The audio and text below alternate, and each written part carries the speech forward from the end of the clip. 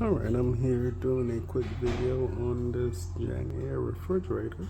I'm here to replace the door gasket now. It's supposed to be a real quick and easy job.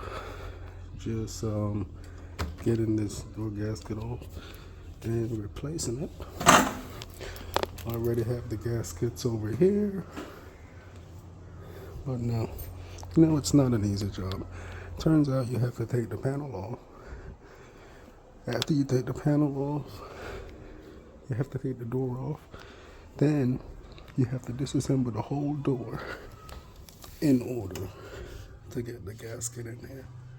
And even after you do all that, still not an easy job to get the gasket in. This is a Air. That's the model.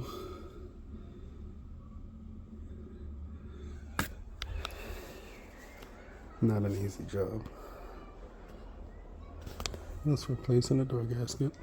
I think I've been here so far at least an hour. I just thought I would share that.